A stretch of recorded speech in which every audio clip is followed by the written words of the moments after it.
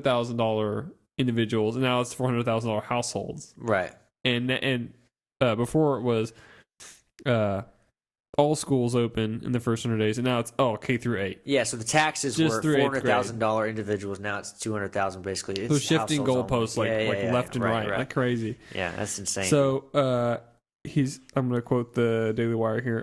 Biden is continuing to walk back this claim, diluting his earlier promise to open schools, and now saying it's just K through 8 age groups. In early December, Biden said, quote, "It should be a national priority to get our kids back into school and keep them in school. If Congress provides the funding, we need to protect students, educators, and staff. If states and cities put strong public health measures in place that we all follow, then my team will work to see that the majority of our schools can be opened by the end of the first 100 days." Majority of schools, not K. Now he's saying majority of K through 8. And I listened to I did it for the audience. I listened to some of the press conference, and he literally said, like, no, not, and it blew my mind. I was like, what, really? He said, not all K through 8 schools are fully open in person. And he said, not even most. Most of them are still closed.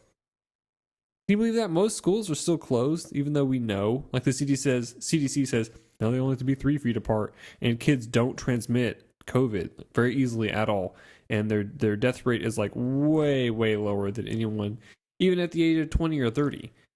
Like in my neighborhood right now, there are kids getting on buses. Like, yeah, so no, mine around too. here we're good. Like, Texas is open. Florida's been open since June. Yeah, bro. I know. Florida's been no one's talking about the cases there because no one cares anymore. Yeah, we realize what's happening.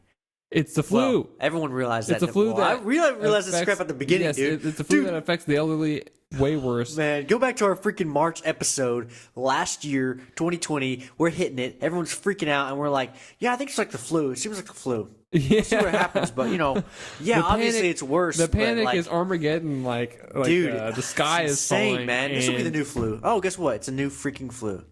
China virus. Right? Okay, so that's another fact check. False Biden. He also claimed that migration increases during the winter months were worse under Trump. Long story short, they were not at all. He said that there's been a 28% increase between January and February of 2021 compared to a 31% increase during the same period in 2019. While this is true, it ignores the fact that the starting point is far higher under Biden. I'm quoting the Daily Wire again. In 2019, 58,317 people attempted to cross the border in January, and 76,000 attempted to cross the border in February. 31% increase. Let's talk about that. So,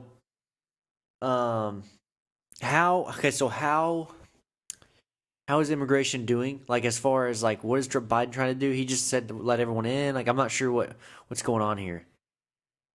He was doing something weird. Like, it was only kids or it wasn't kids or something like that. Like, what was his immigration policy change? Catch and release. He basically would allow people to come across the border, and then they would process them, and then they release them. And a lot of people they released, they didn't even give a court date to, which they're not going to come back to their court date anyway. Once they're released, they're gone. They're in the country, and they're not going to get rounded up and deported. Like, you only get deported if you commit a crime at this point. And then it was I just don't understand. I want to say it was like 21 or 30% of families were rejected under Trump. Yeah. And now it's like 17 or 16% of quote unquote